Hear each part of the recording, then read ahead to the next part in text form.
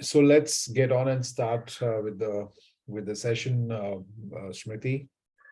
And thank you for joining at this very short notice. I mean, I didn't know it that today morning this is going to happen at this point of time today.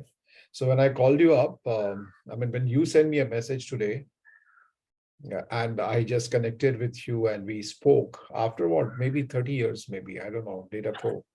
30 years must be, right? 30 years. Yeah, 1980. Yeah. So it's a, No, 88. Sorry, in 1988. so we spoke after such a long time.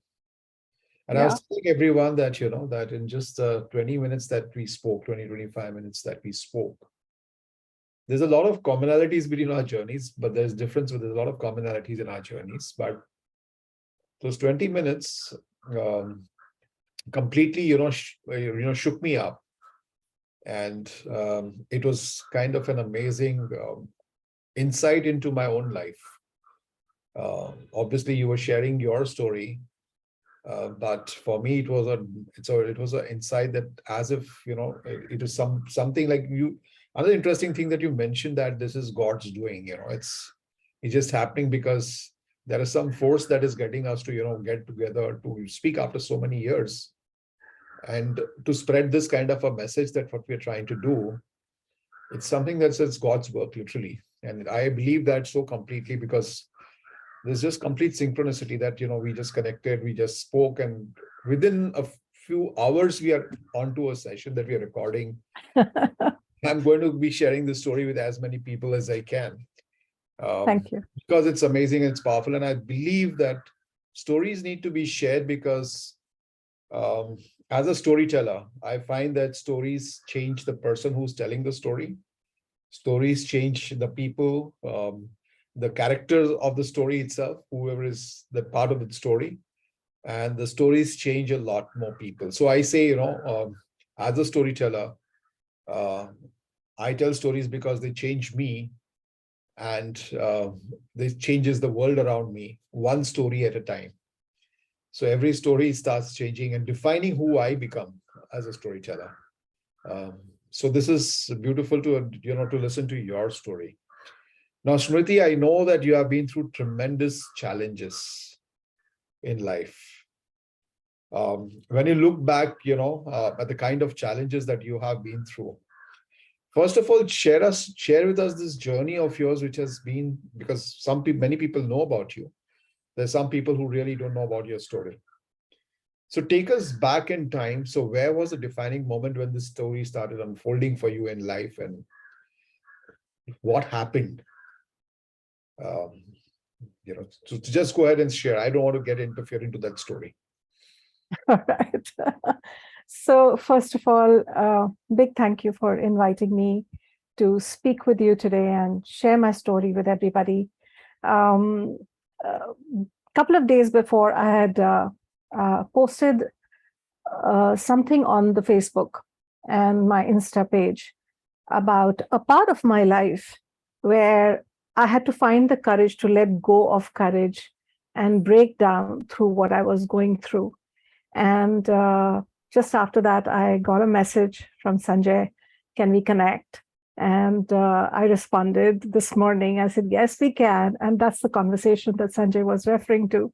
And we ended up speaking. And yes, we spoke like after ages. And I mentioned that this is God's work, as in, I believe that there is something that has created you and me. It is a divine intelligence. It is called the source. It is called the creator. I call it God. Whatever that energy is, I refer to it as God. And so what Sanjay was referring to was when I mentioned that this is God's work, as in I have been praying to be able to take the message that I have got from my journey with cancer to whoever requires it, to whoever it can contribute to. So I always ask to be guided to all the people who need to hear what I have to say through my personal experience. And so it was, I think, very divine that Sanjay connected And of course, I had no idea that he's become a storyteller. And so I believe that this is that intelligence at work bringing us all together. So I really want to say thank you to Sanjay for creating this platform and for all the amazing work that you do that you shared with me with this morning. And I want to thank each and every one of you who are here. You've taken the time at such a short notice to join us here. And to all the people who will see it in the future, a big thank you for taking your time to come and join this conversation. So my journey is, I have had both my parents who were diagnosed with cancer, and both of them passed with cancer. And in 2012, I was diagnosed with breast cancer. And it was in its initial stages. So to that extent, I was blessed. It was caught in initial stages. There was a minor surgery followed by, 36 cycles of radiation, followed by certain oral chemo treatment for a few years. And I was good for about five and a half years. And then I had been complaining about pain in my stomach. And initially I was treated for all kinds of things. But then when it got really bad, I was asked to go in for a sonography. And that was a moment when everything, like literally started falling apart. If the journey with breast cancer was, initially shaky, because, when you first hear that word cancer, it is scary.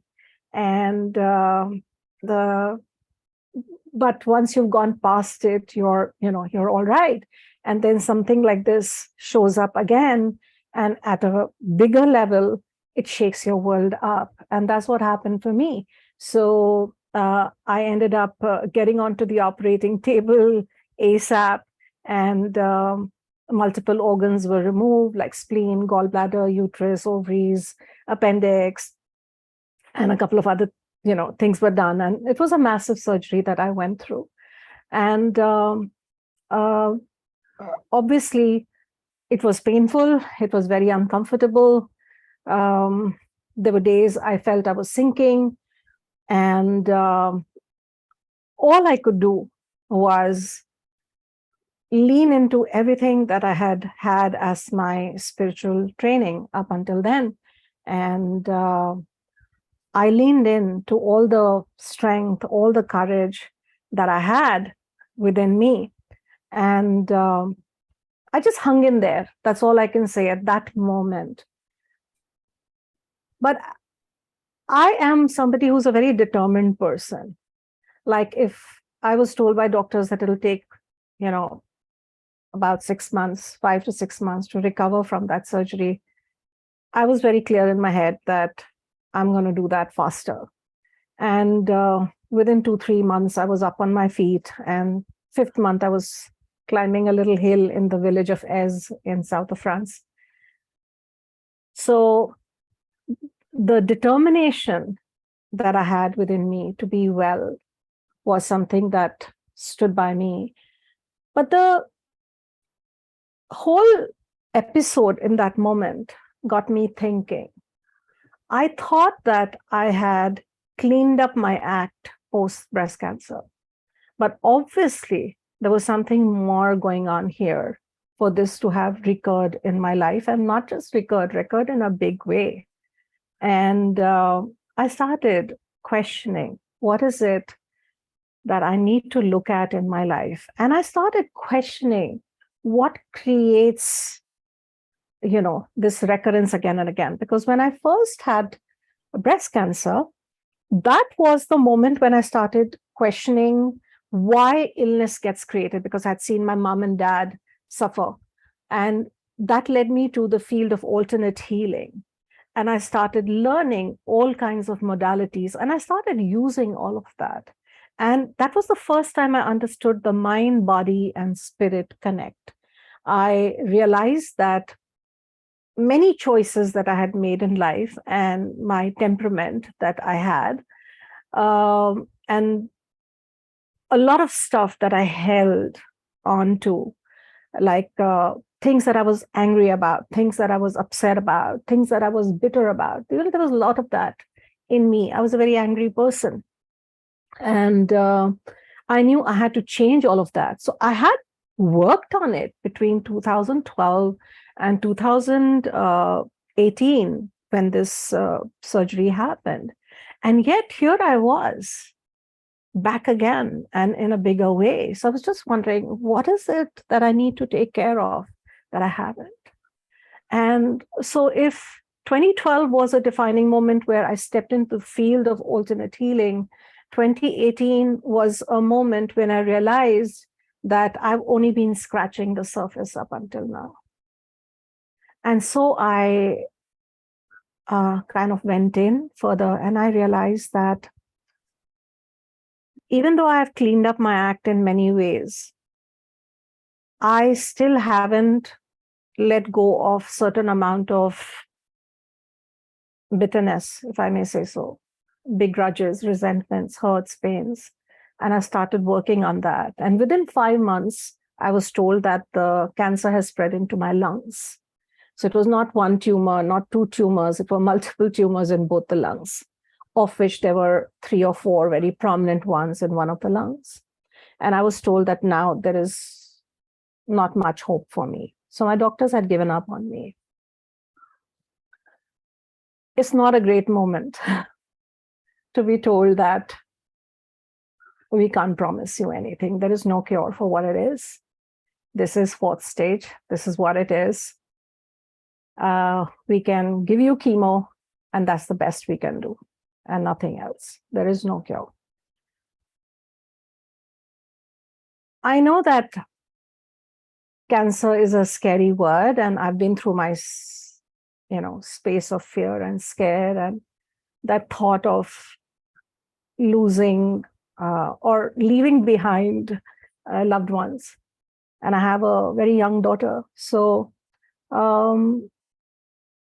it's a moment where, and I'm sharing this with an all vulnerability, it's a moment when there is nowhere that you can turn to except towards that divine intelligence that is the power that is breathing you. And I, at that point of time, prayed and I stumbled upon a book called Becoming Supernatural by Dr. Joe Dispenza. And he talked about how he had been able to reconstruct his spine and return to regular life when he was given up on completely. He was told that surgeries really won't help and he'll be on bed all his life and all of that. And I read that book and I was very inspired by his story. And I started using my mind. Now, I know many people talk about mind being, something that is not a great thing and all of that, but I believe that mind is a very powerful tool. And it can go against you and it can work for you. So you've got to become the master of your mind. And I chose to become the master of my mind. And I started seeing myself well. I had nothing to lose, right? Doctors had already given up on me. And I literally, that was the first time in my life I really used my mind. And I trained my body with the vision of being well, feeling well, behaving as if I'm well.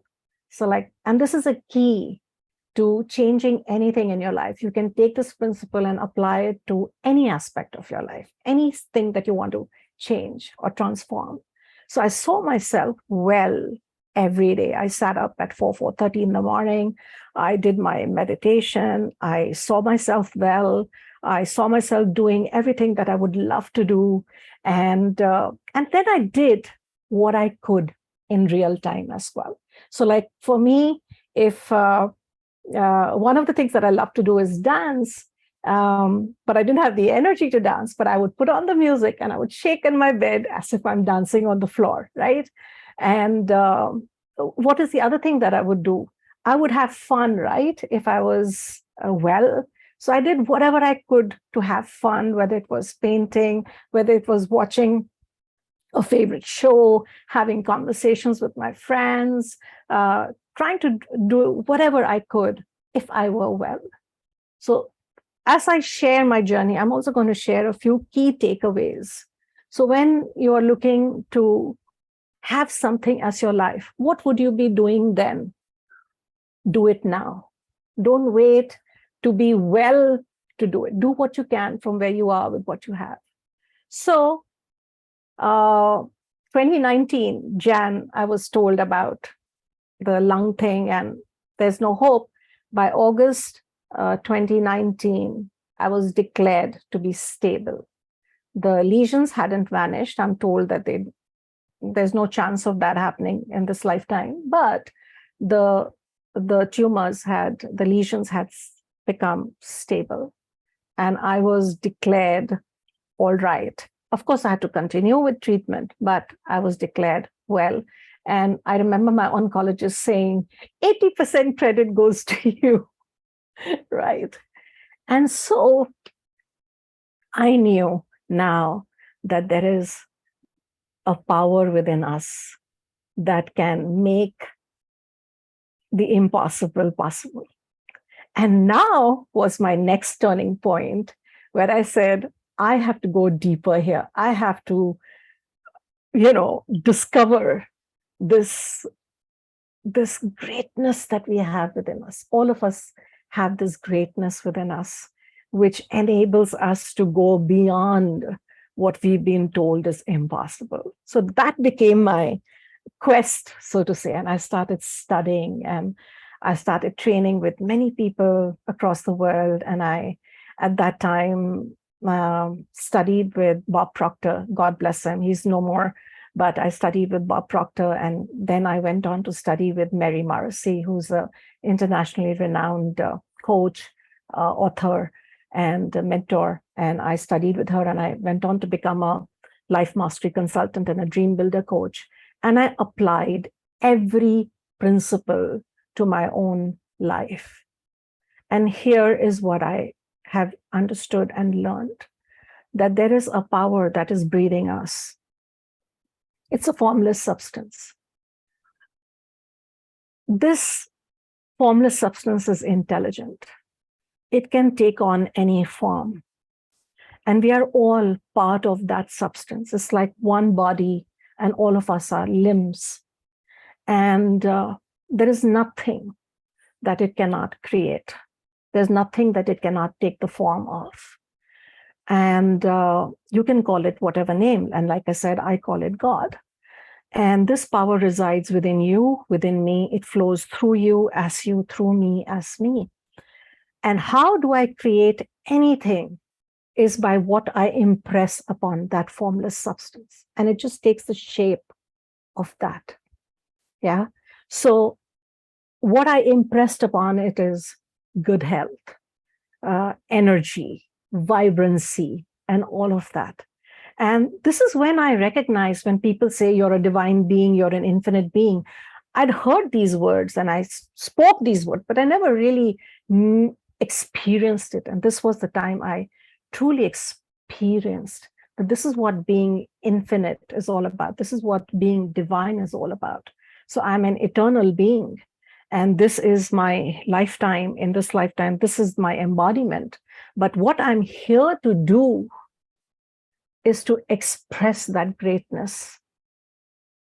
This greatness that has taken the form of the sun and the moon and the stars and the planets and the Milky Way and the oceans and the forests and the birds and the butterflies and the flowers, right? That beauty, that intelligence exists in you and me. And I recognize that I have wasted so much of my life, chasing things.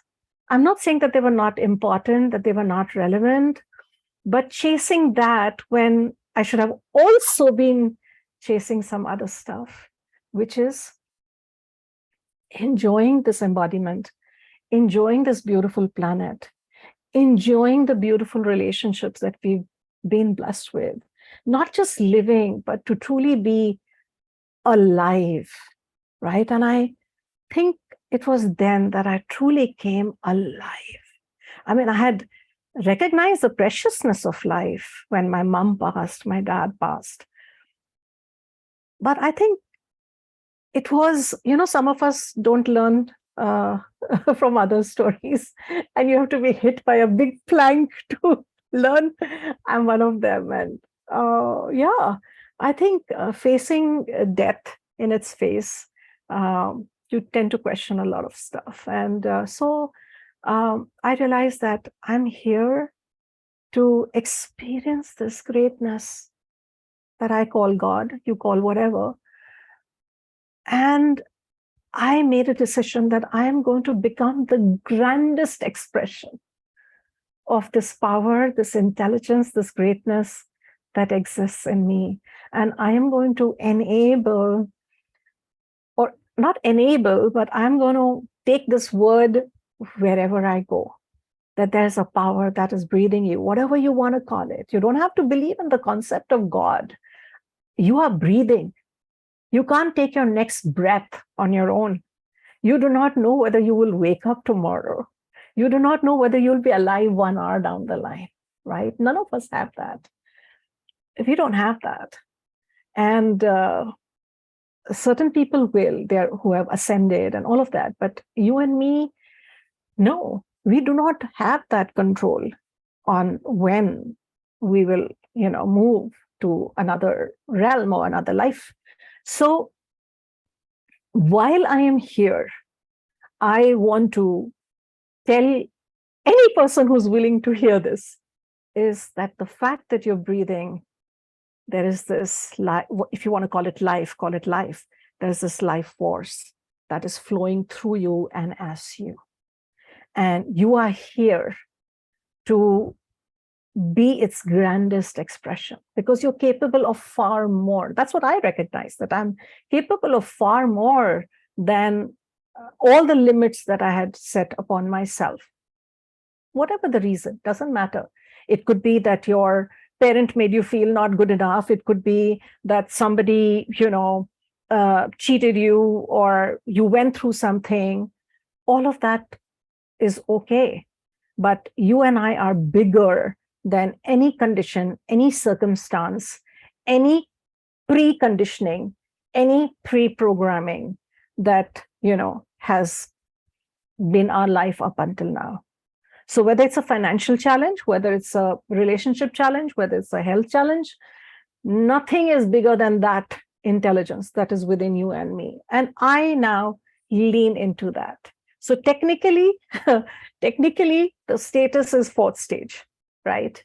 Technically, I go for a treatment every 3 weeks to maintain, that wellness in my body. And I'm really grateful for science, for technology.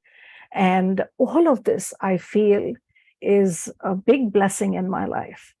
So I have not looked at cancer as something that I have to fight. Like a lot of people said to me when they heard about it, that this is what's happened. You've got to fight it, Smriti. You've got to fight it. You've got to beat this. But that was not my opinion. I am not here to fight this illness because I recognize the gift of this illness. Any hardship, I believe, is a gift. It's a gift staring you in your face, provided you can see it. It's a wake-up call. It's a wake-up call to polish some aspect of your life, to change some aspect of your life. And most importantly, it is a wake-up call for you to see that you are very powerful and that you are not using that power. So I had to step into that power. I had to believe that I am bigger than this particular condition in my life. And that's where I stepped into. And because I stepped into, I think I've been graced with life. Otherwise, my soul was like, Smriti, you're not doing what you came here to do. Let's go, right? But I straightened up my act. I started living. I started doing things that I truly love. I started spending time, with my family and painting and all the things that I love to do. I made time. It was the first time I actually started enjoying my home. Up until now, it was busy, busy, busy, rush, rush, rush. But first time in my life, I said, oh my God, I have such a beautiful home and I've not made the time to enjoy it. I have such an amazing husband and I've not had the time to enjoy him.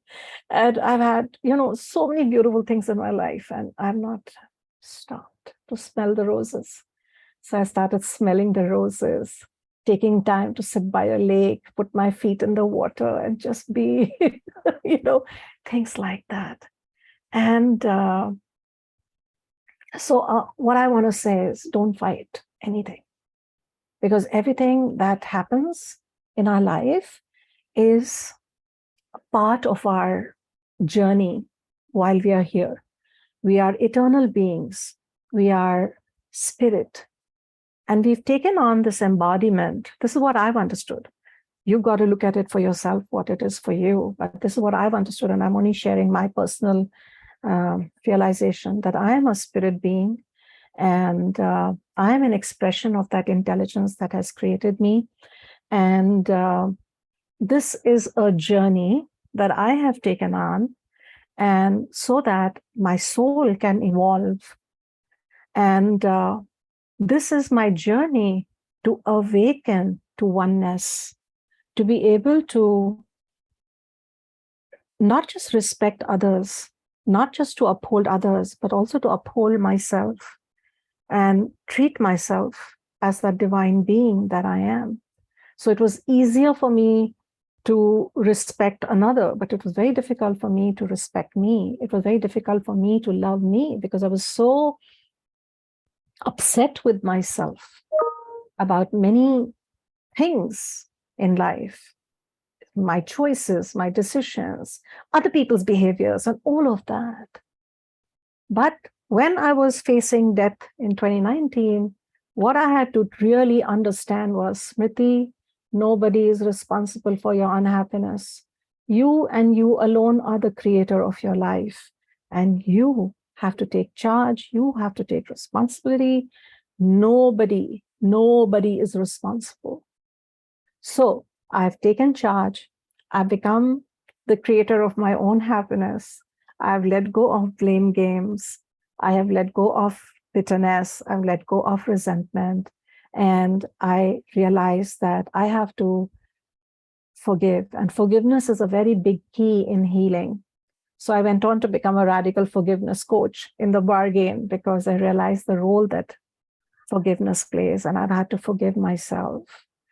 And I realized that all people in our life and all circumstances in our life are for us to see what we need to love and accept about ourselves. And that's what forgiveness is all about.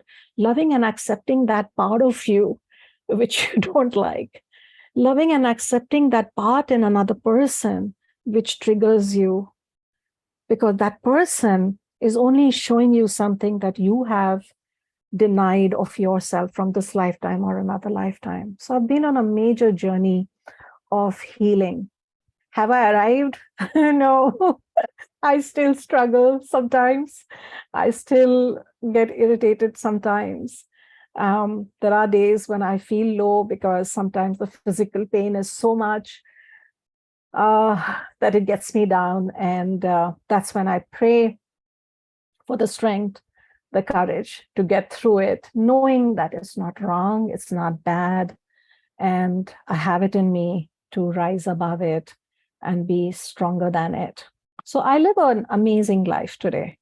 I am technically isolated. I don't have a social life, but I do everything that I want to do, as in everything that I can do in the confines of my home.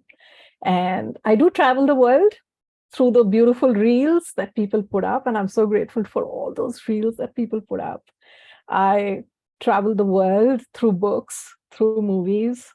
I connect with a lot of stories through books, and etc. I teach, I coach, I paint, I dance, I sing, I swim.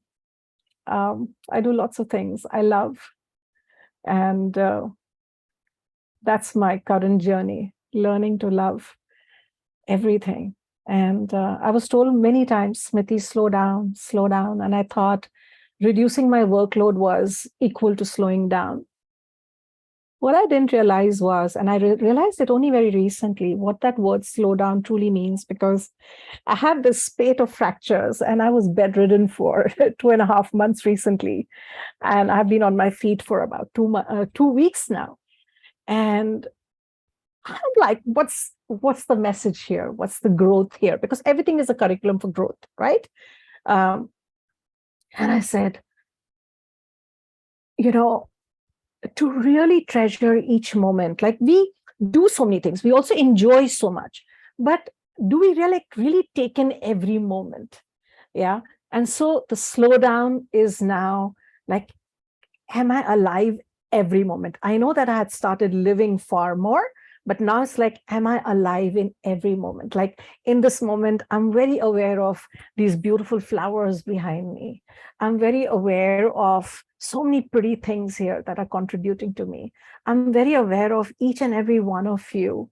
And everything that you are growing through right now along with me as I'm speaking. And I'm very aware of, while I may not know the particulars, but I'm very aware of each and every of your journeys and the joys, the pain, the hardship, the ease, the emotions, the struggles, the victories. I'm so aware of each and every one of you here. And I think life is beautiful. And I'm taking this time to connect, to meet people, to talk to people, um, and you know, uh, share that life is fabulous. Doesn't matter what's going on. Life is fabulous. So everything that is going on right now is something that you chose for your growth. So don't waste it. Don't, you know, make it come again and again for you to grow from. And you're fabulous. You are an expression of a divine intelligence. So I invite you to be the grandest expression. And you have a GPS within you. Your GPS is your longings and your discontent. So if you are willing to look at what is my discontent and what is my longing, yeah, and there's obviously always an opposite of discontent. So the more you start listening to your discontent and then follow your longings, the more you pay attention to your longings and take steps towards, having that come to life, the more you will thrive, the more well you will be. And I think that's what's occurring for me. Now I listen to my discontent, I listen to my longing, and I act upon it. It's not just that I listen to it and do nothing about it. I act upon it. And which is why today, no matter what the medical status, I have a beautiful, healthy, vibrant, energetic body, which is what is my ask. So it doesn't matter what the technical status, it doesn't matter that there may be multiples of lesions, out there. But what do I really want? To be able to live with happily, with an energetic body, with a vibrant body, to be able to do everything that I love.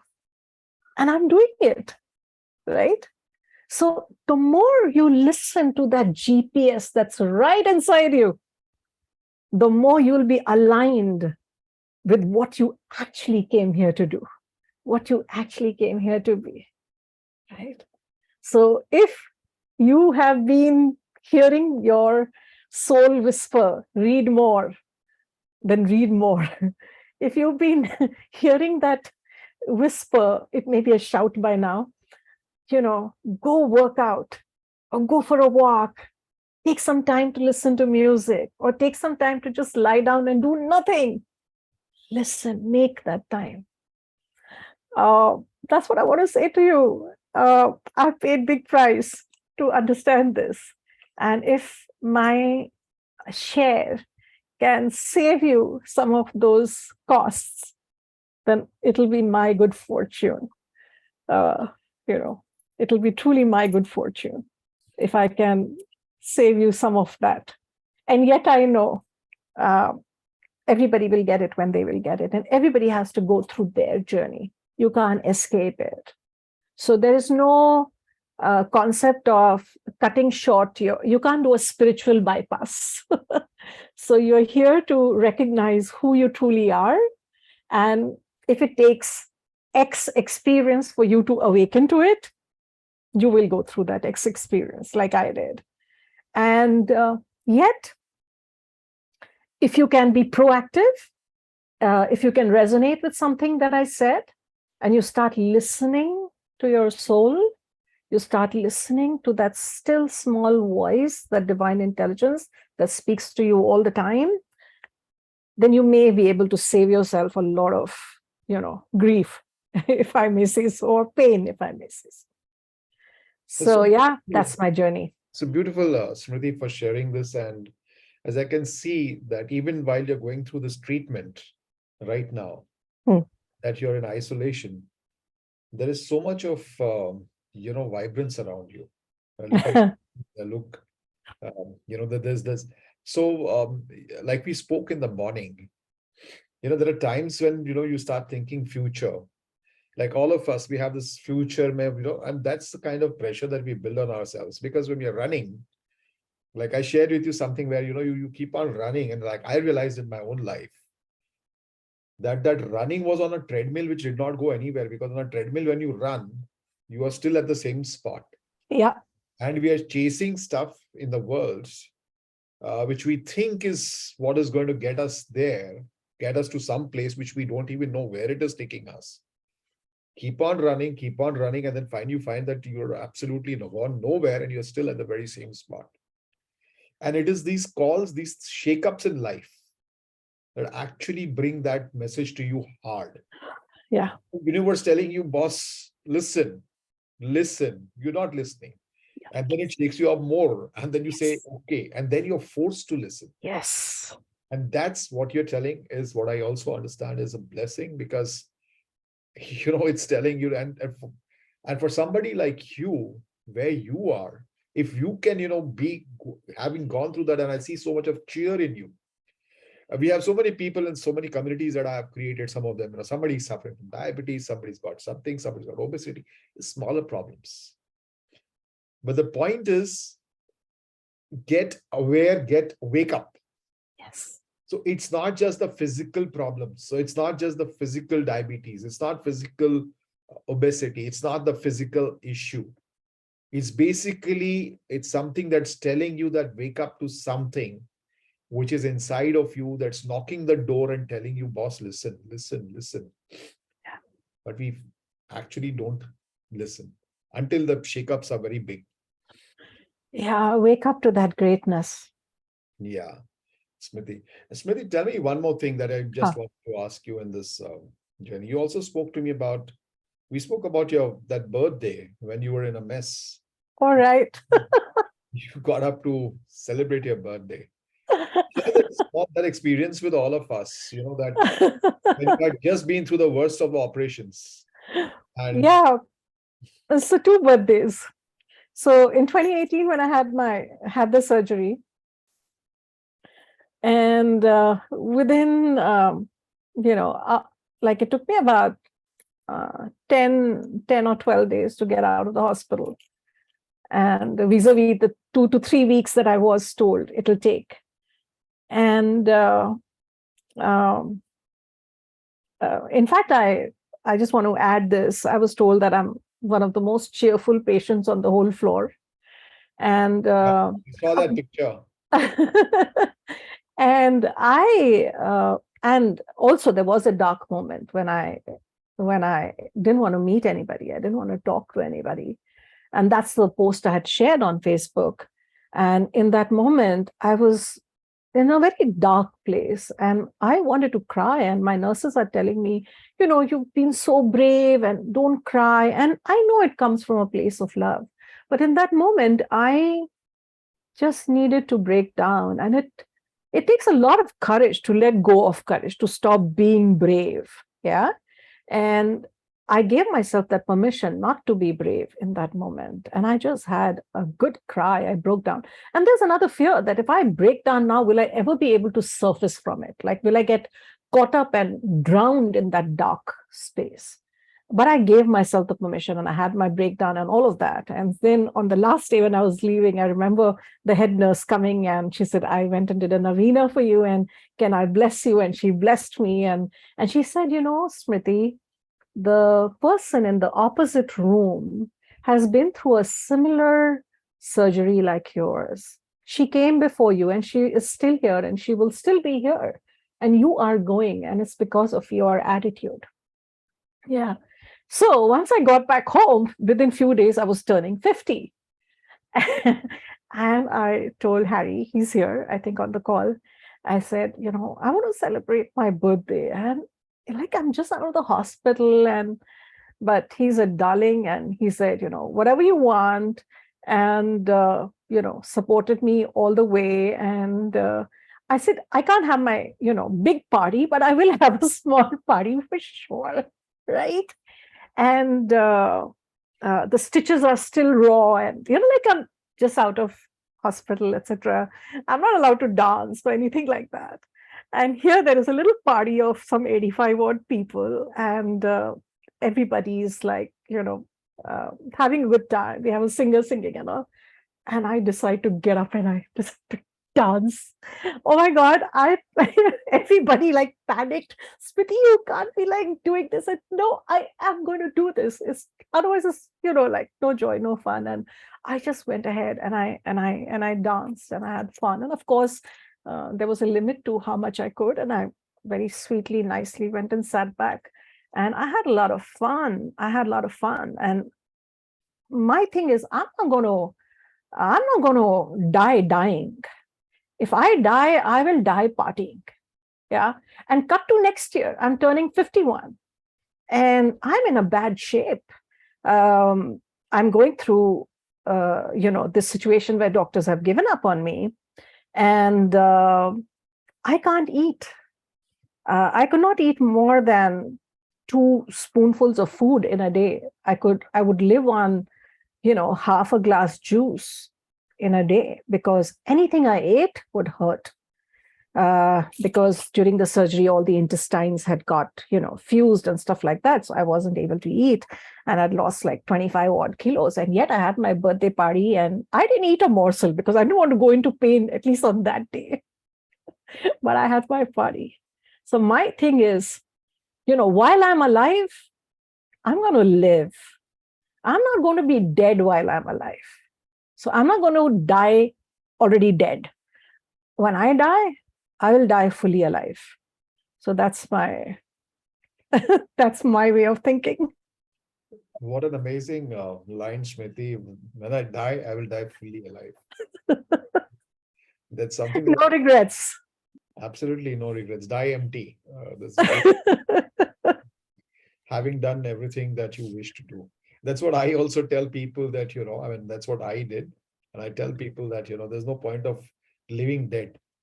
There's no point of just going through life and every day and just, feeling what the hell I'm doing. And you're alive, you're breathing, Ask that person. I've been in an ICU, I've seen people. Ask that person who is on a ventilator the value of breath. Yeah. You're breathing. I mean, just that's such a great joy. Just be there and enjoy. Oh my God, tell me about it. I mean, I always took eating and drinking and moving around for granted, but no more. Yeah. Even to be able to drink that water is precious. Absolutely. Such a beautiful share. So tell me this one more, the thing that people, want, and I want to get to people, I keep on telling them that the mind is more powerful than the body. It's here that you start creating your reality. Yes. Your physicality, whatever is manifesting, that we think that the medicines are actually going to, as you said, doctor itself said, 80% is what you did, 20% is what we did to that. That 80% people don't believe in the power. They've just given away their power to somebody else. Either it is the pills or it is outside of them, or they just, they don't even have the belief and faith that their mind can, has a big power to heal themselves. Sanjay, that's not been part of our training and education and Yeah. growing up. We've not been taught things like this. We don't have books like Becoming Supernatural in our curriculum, right? Um, what I know is now, because I've trained and I've studied with so many people, and as a life coach, I talk about this a lot. Everything is created twice. Everything. First inside, and then it takes on the form outside. So there was somebody who thought about, sitting on something like a chair. Nobody had ever seen a chair at some point of time in evolution. There was no chair, but somebody thought about a chair, right? To sit in a different way. And you had to think it first before it could be executed into a given a form. Somebody thought about being able to fly before aeroplanes came into existence. Graham Bell thought about how we can communicate across continents before a telephone came in place. So everything is created first inside. So we are actually very powerful beings because we have the faculty to think. We have the faculty of imagination. We have the faculty of will. We have within us the faculty of intuition, right? We have the faculty of memory. And memory can be past memory, but memory can also be future memory. So if you can tap into what it is like to be living a certain way, yeah? Like, for example, when I was going through all of this, obviously I had to cut short the amount of work I do because I didn't want to overload. I didn't have that kind of energy levels to begin with and all of that. And I, for a little moment, became very worried about if I work less, I earn less. And I am very passionate about studying, and I spend crazy amounts of money on my education every year and on my own training every year. So I got a little worried. I said, why am I worrying? Why? If there's a divine intelligence within me which knows how to create anything. So I saw myself working less, having time to do all the things I love, and yet earning well. And guess what? I found new ways of working. And I am comfortable. And that's what I coach people to show them that everything is created twice. Create it first here. If you can see it, you can have it. If you can't see it, like if you can't, and some people can't see. So if you can like feel it, if you can know it, yeah, you can get the sense of it, you can have it as your reality. So we are very, very powerful. We are very powerful. And that's what I mean, that there's a greatness within you. There's an intelligence that is breathing you. Collaborate and create. You can create. And yes, I am not denying that there is still a plan, a path for my life, which I cannot bypass. I will still have to go through that path. Life will show up, incidents will show up because these are all curriculums for growth. But when they show up, don't get shaken. Instead, go within, use that power to ascend that, to transform what needs to transform, to polish what needs to polish, step into that power. And that's what the journey is, to truly recognize who are we? Who are we? Who am I? So I am are two very powerful words. Whatever you put after you think I am, that's who you become. That's the power of creation. So if I am not good enough, then your life will, the universe will do its best to bring that to you. If you say, I am bigger than my condition, then the universe will say, tathastu to that, right? So it is. So whatever you think, so it is. So if you think life is tough, you will have, situation to validate what you think, what you believe. So I have gone from nobody loves me, nobody cares about me, poor me, to I am loved, I am supported, and all of that. And I've treated that as my reality. So you're very powerful. Each and every one of us is very powerful. How about tapping into it and using it? Absolutely. So It's anybody so out there nice. listening right now, or being out here on this conversation, if I also keep on telling people, if you're saying that I'm a diabetic, I've got I'm obese, I have blood pressure, you are not that. Actually, you're not diabetes, you are not blood pressure, you're not, that obesity is not you. You are somebody else, which is much more powerful, which is sitting inside of you. And you create yourself. So, first of all, like even Smriti, in my journey, also, you've seen those two pictures which I had shared recently on Facebook. Yeah, I how transformed amazing. in 4 months. So, the first thing that I learned was I always had this struggle with obesity, where I would, struggle with it. And finally, I fell in love with myself with obesity. I said, let me love myself as I am. And Yes. the moment I started loving myself as I am, and I realized that there's a weight of obesity is not in the body, it's in the mind that you carry it.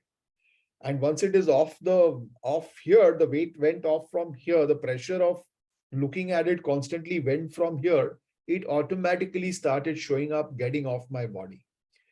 So the first thing that I learned on my wellness journey, or my journey of finding this kind of the life, was that you have to love yourself first as you are. You have to love yourself, and then from there the journey starts of letting go of what you're carrying with you. Yes. Because more than the diet, people think, "Arey, main kya khana chahiye to lose weight? What should I?" It's more than that. Is what is eating you. More than what you eat, it is what is eating you that is much more it creates a much bigger impact in your life, and people don't realize it. The stress that we carry today, the anxieties that we carry today, the worries that we carry today, all these start showing up, all these start showing up in our physical bodies. So whatever we carry as emotions, we don't see the power of that. We only think that, I will only work on my diet and my this thing and my exercising. But actually, what's on the mind is far more powerful than what we were just thinking about our body. So let go of the stress, the anxiety, the worry, the regrets, the bitterness, the begrudges, the resentments, and all of that. And you'll say, yeah, Smriti, it's easy for you to say, but it's so difficult. But I know it's not easy. It is difficult.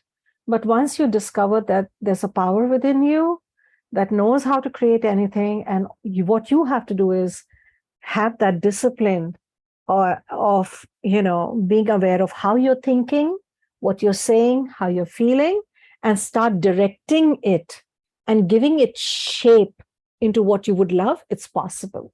So it may take a while. It's taken me a long time to even get here, but it's doable. Right? Absolutely. It's doable. I'll now just open up the room to anybody else who's got any questions out here for Smriti. Just show up your hands, and then we can take it up. Whoever wants to go. Yeah. So if anybody wants to ask a question to Smriti, now we open up the floors for the questions to come in before we end this session. So beautiful. I'll stop the recording now because I think we've captured whatever. And so anybody who wants to ask any questions.